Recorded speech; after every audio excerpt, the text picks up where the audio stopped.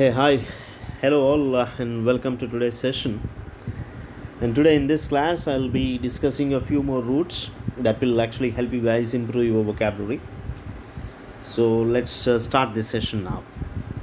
So before I start discussing the root words, I have a question for you. How many of you guys know the meanings of these words? There are 8 words given, and in case if you don't know the meanings, can you actually guess their meanings? And there is one more question. Have you guys ever heard these words? Bellicose, pacify, inhospitable, inimical, probity, gravitate, alleviate, and leavening. Have you ever heard these words? In case if you have heard, do you guys remember the meanings? Can you actually use these words correctly in your usage? Do you use these words in your day-to-day conversations? Okay, these are all the questions. In case if you say no, then you have to learn these words very carefully. Then let's start learning the words.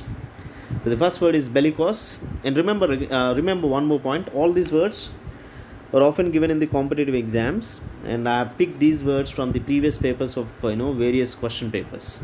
Okay, fine. The first word for you is bellicose. So bellicose has bell in it, and bell is a Latin root which means war.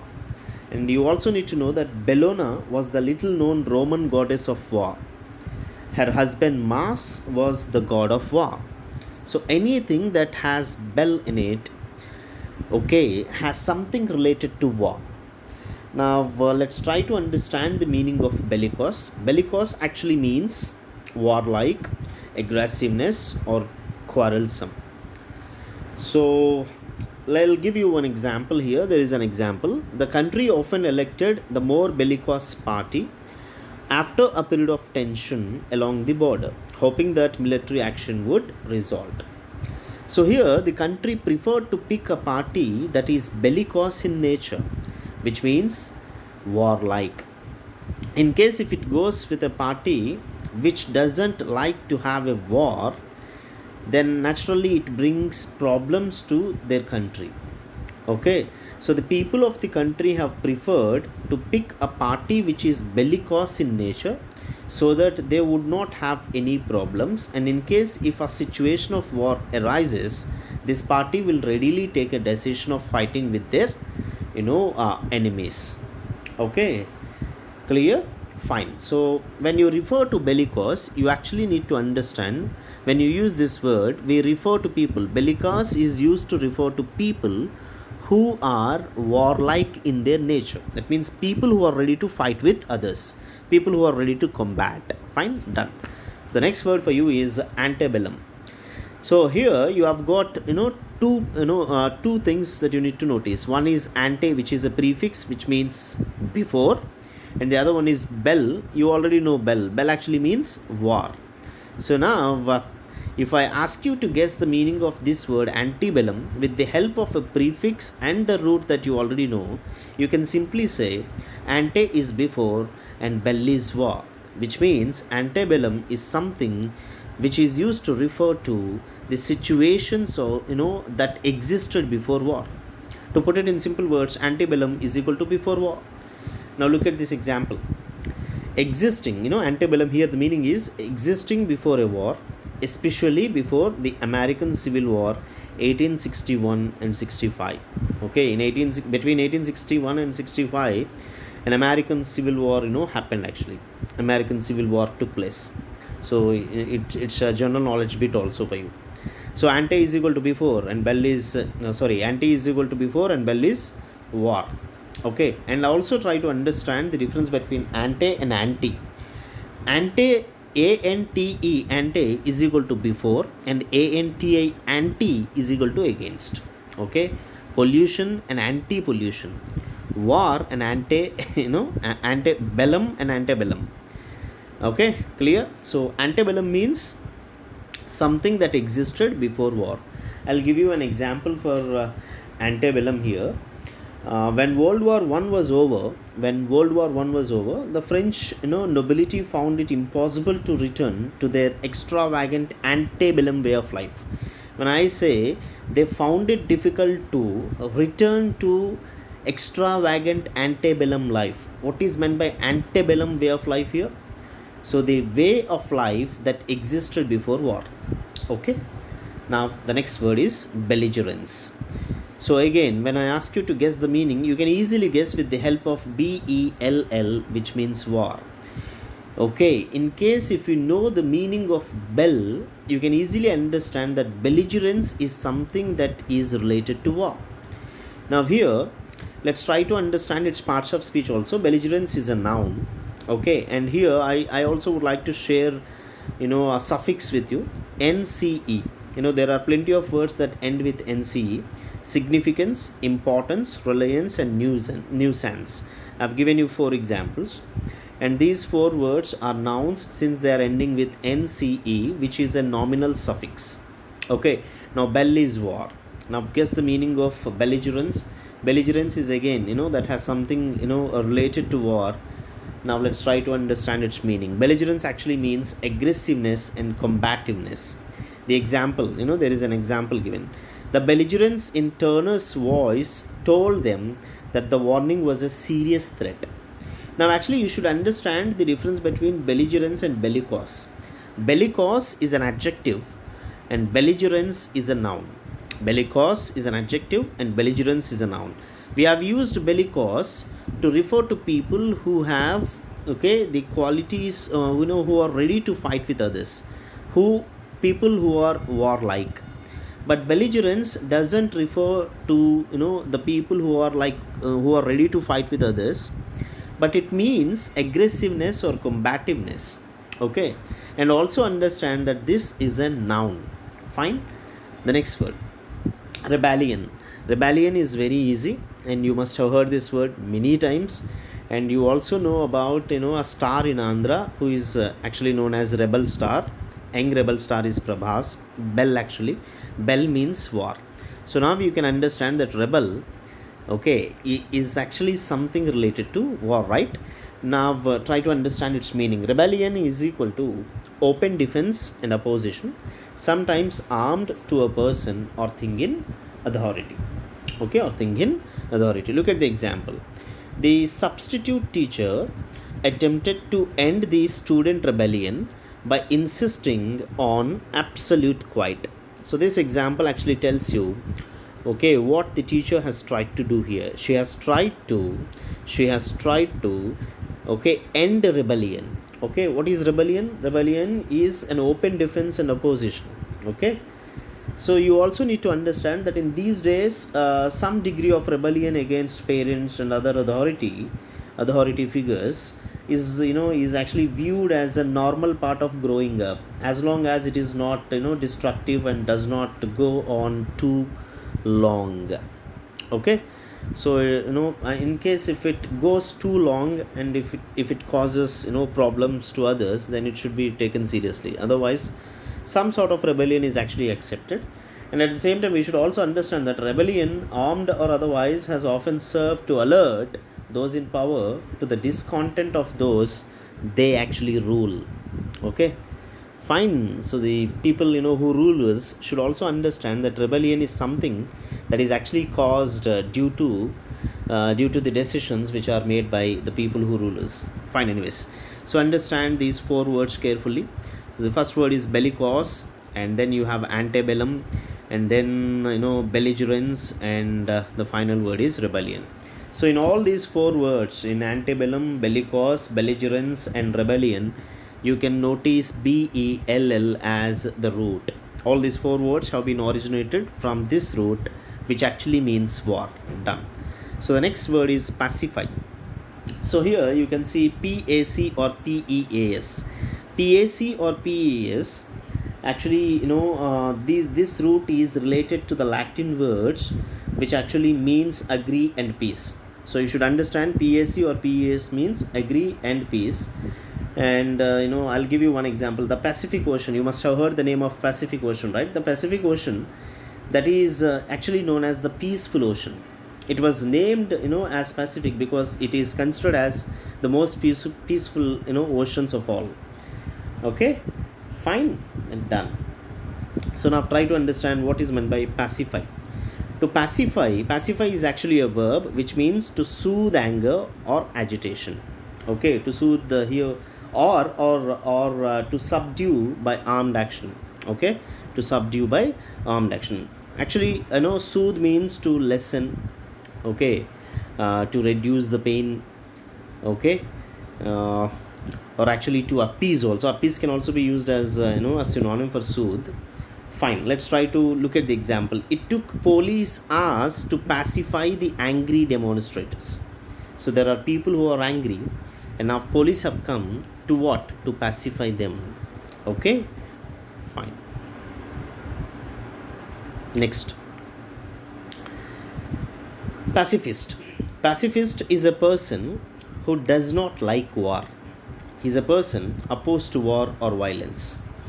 So there is an example. Always a strong pacifist, in later life he took to promoting actively the cause of peace and non-violence. And the best example for pacifist is Mahatma Gandhi. Okay, he believed in non-violence. Fine, done. Next, pact. P-A-C-T. What is pact?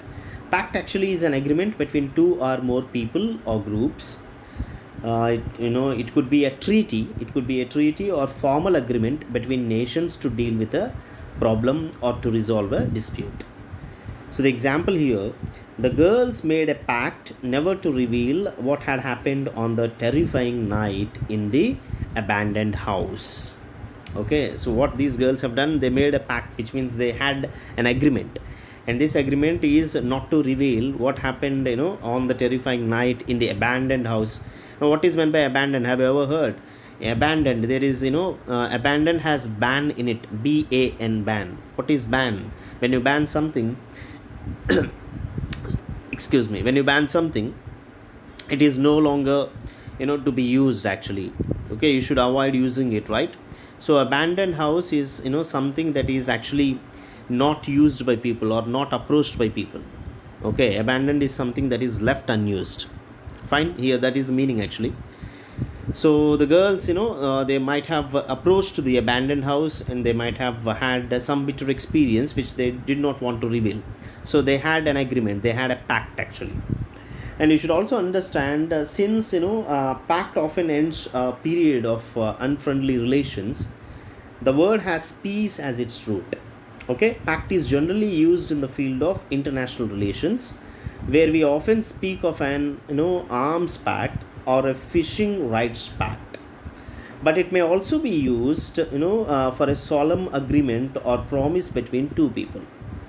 To put it in simple words, pact is a formal word which is often used to refer to the relations between two countries or nations, and at the same time it can also be used to refer to a solemn agreement between two people, just as the above example states. The above example, given example here, the girls made a pact never to reveal what had happened on the terrifying night. So this example states that it is just a simple agreement between two girls, or probably among a group of girls. Fine. Next, the next word is appease. And before you actually understand appease, you should know that appease is a combination of a prefix called ap, and peas is the root here. Okay, PAC or PEAS means agree and peace. Okay, now when you come across this word, if you have to guess the meaning, you can actually guess its meaning with the help of PEAS that you notice in this word, and you can actually guess that this is something related to peace or quiet or peace or agree. Okay, look at the example. The Aztecs offered mass human sacrifices of 80,000 people on the occasion in order to appease their gods. On one occasion, in order to appease their gods. So appease actually means to make peaceful and quiet. And the example actually states that Aztecs, they offered mass human sacrifices of 80,000 people on one occasion in order to appease their gods. Okay. And let me tell you something, when the European nations agreed to let Adolf Hitler take over part of one particular nation in 1938, in a vain attempt to prevent a large war, their opponents shouted that they were practicing a foolish appeasement that was doomed to fail. Okay, let me make it more simple. Okay, when you use this word, you actually offer something. Okay, you offer something, you give something to the other party to make him, to make him become peaceful, to make him calm.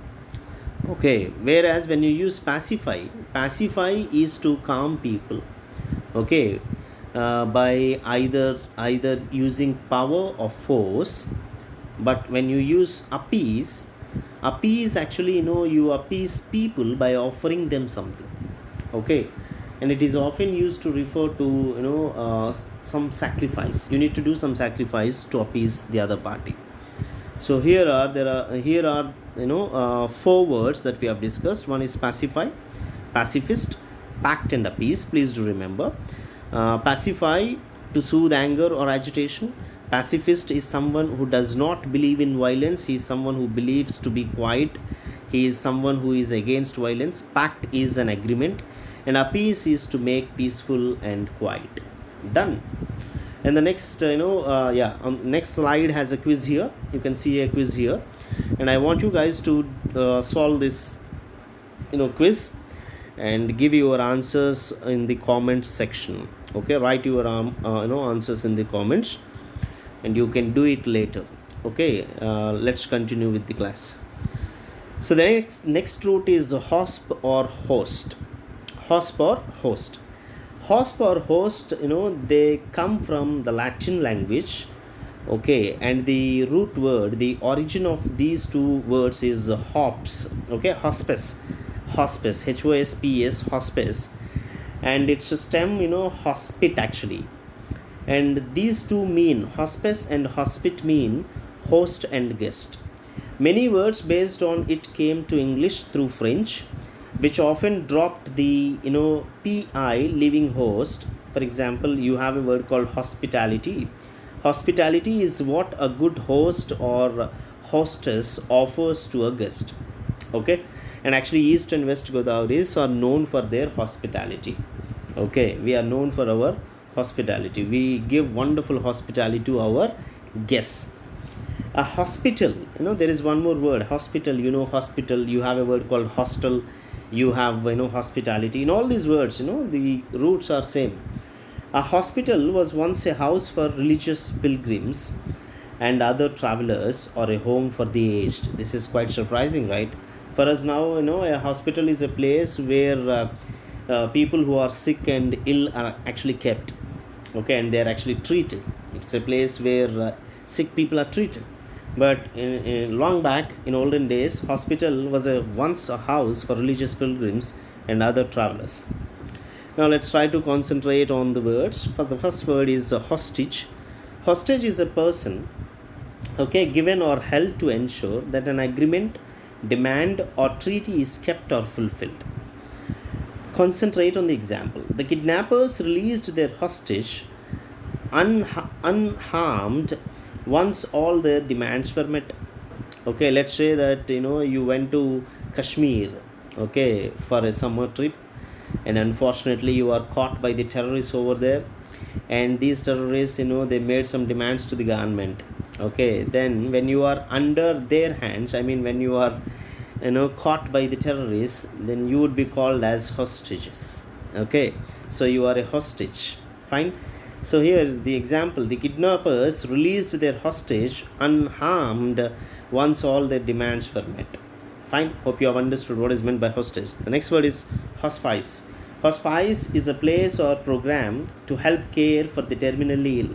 What is meant by terminally ill people? Terminally ill people are those who terminally ill diseases do not have cure. They'll have to suffer from that particular disease, okay, for the entire life, until their last breath.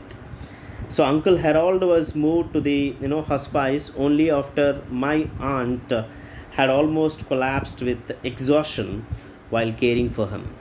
Okay, so hospice is a place where terminally ill people are kept. Okay, and in the Middle Ages, hospices run by monks and nuns gave shelter and food to travelers and the poor. Now, hospices are institutions that take care of people who are too ill to be at home, but whose lives cannot be saved by hospital care, Often those with incurable cancer or AIDS, for example, more and more Americans are relying on home hospice care by visiting nurses and volunteers for terminally ill patients who have decided to live their last months at home. Okay, done. Hope you have understood what is meant by hospice. The next word, this is very important, inhospitable. So this word is a combination of two. One is in, I mean two, two different words here. In is a prefix and hosp is a root. Okay, in is a negative prefix. In actually means not. There are many negative prefixes that you should learn, and I've given the list of some here. In, ill, ir, im, un, non, dis. So the first one is in, for example, hospitable, inhospitable, and the other one is ill, legal, illegal, responsible, irresponsible, improper, improper, un, okay, popular, unpopular, non, secular, non secular, advantage, disadvantage. So in, ill, ir, im, un, non, dis, these are all negative prefixes. So you can actually guess whenever you have these words. Okay, you can understand that the word has a negative meaning. So the words that begin with these words, okay, when the words which have these words as prefixes are negative in tone. Okay, and please do not get confused between prefix and a general word. For example, important, important, important. Here im is not a prefix. Okay, and in my previous session I told you what actually prefixes are and what the roots are. If you have missed that session, listen to that session and understand what actually prefix is and what a root is. Okay, otherwise you get confused. Fine. Now let's try to understand. Inhospitable, in is equal to not, and hospitable, hosp is the prefix here, root here. Hosp actually means what? Host or guest. Okay, hospitable means welcoming or generous. Inhospitable means not welcoming. Okay, inhospitable means not welcoming or generous, or you can also use unfriendly as a synonym for inhospitable. Inhospitable means unfriendly, and inhospitable also means providing no shelter or food. Somebody who does not give any respect to the guest, such a guy is called as inhospitable. Let's say you've been invited by one of your friends and you visited his home, but when you entered their home, maybe his wife or his mother, let's say they haven't treated you well. Then you have come back to home, then your mother asked, why did you come so early? Okay, then you gave a reply to your mother, my hosts are so inhospitable, they are not hospitable. Inhospitable means not generous, not welcoming, unfriendly. Now look at the example. Shot down by government agents, the smugglers struggled for survival on the rocky and inhospitable island. How is that island? It is inhospitable because in island most of the people who stay there or who live there, probably they are not hospitable. They do not want this guy to be there. Okay, next. Am or im, am or im. So these two roots have a meaning called am or im means to love. Am or im means to love.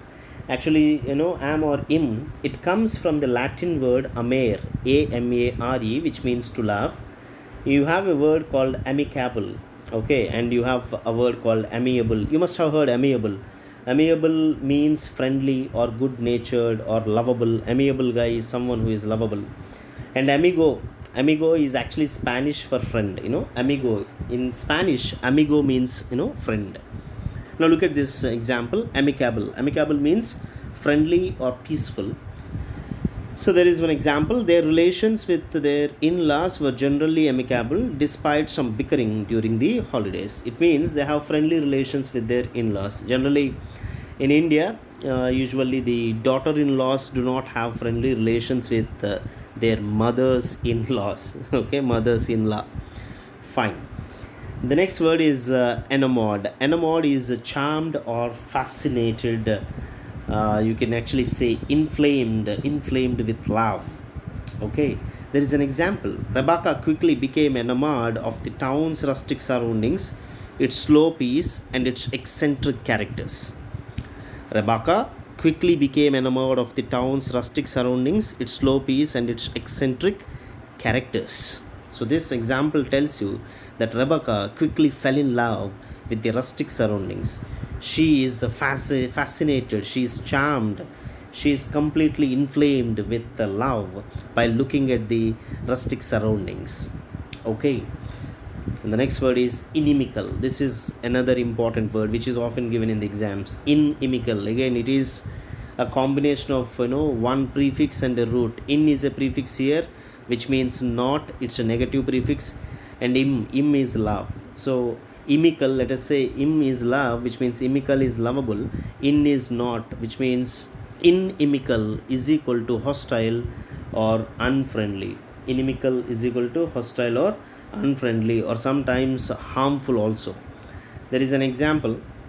This latest report, like so many earlier ones, found that too great a concern with test scores was inimical to a road education. Okay, it's not road education, sorry, to a broad education. It should be BROAD. Okay, so the latest report, like so many earlier ones, found that too great a concern with test scores. If you give more priority, and if you are more concerned about the scores of the students, this will not help to have a broad education. That is what this example meant to say. So here the in with which inimical begins negates the meaning of the root, as I have already told you. This word rarely describes a person. Instead, it is generally used to describe forces, concepts, or situations. So you should keep this in mind. It is not often used to refer to persons. It is not used to refer to persons. It is seldom used to refer to persons. It is more often used to refer to forces, concepts, or situations. For example, high inflation may be called inimical to economic growth, which means it is not good for economic growth when you have high inflation. This is what is the current situation now. So tolerance of racist comments in an office may be seen as inimical to minorities. And you have one more example. Rapid population growth may be inimical to a country, which means it is not good to a country. Rapid population growth. And the next word is paramour. So paramour is again a combination of two words. Par is a root, okay, and am is a root. Par actually means equal, and am is equal to love. Okay, par, you have a word called parity. Parity is equal to equality. And the negative of parity is disparity. Dis is equal to not, and parity is equality. And disparity is equal to not equality. Fine. Now when you use par with another word, you should be able to guess its meaning. Okay, paramour, am is equal to love, and par is what? Equal, I told you. So paramour is equal love. Okay, now keep that in mind. Now look at the example. A paramour is equal to a lover, often secret, not allowed by the custom or law, which means if a woman, after she gets married, if she still maintains a relationship with someone, and then that guy can be called as paramour. Okay, so it is basically illegal. It's not legal. It is not accepted by law or customs, right? And this is an example. He was her paramour for many years. That means she maintained him as a secret lover for many years before she finally divorced her husband. Okay, until she divorced her husband, that guy was a paramour. And after she divorced her husband, and this guy is a legal lover to her. Fine, done. The next one. The next slide deals with a quiz. Now you guys need to choose the odd word here. You have got 4 words: hostile, inimical, hospice, and amicable. We have discussed all these 4 words. Now I want you guys to complete this quiz and give your answers in the write your answers in the comments section. And let's continue with the other roots, prob or prove. Okay, we'll do one thing. We'll discuss prob or prove in the next session. I'll stop here because it's almost 28 minutes. Okay, half an hour we have discussed some roots, and I'll make one more I'll make another video on prob and the other roots. Okay, fine. Thank you, and try to solve these 2 quizzes. I've given you 2 quizzes, and try to give your answers in the comment section. And keep practicing, keep solving questions, and take care, and goodbye.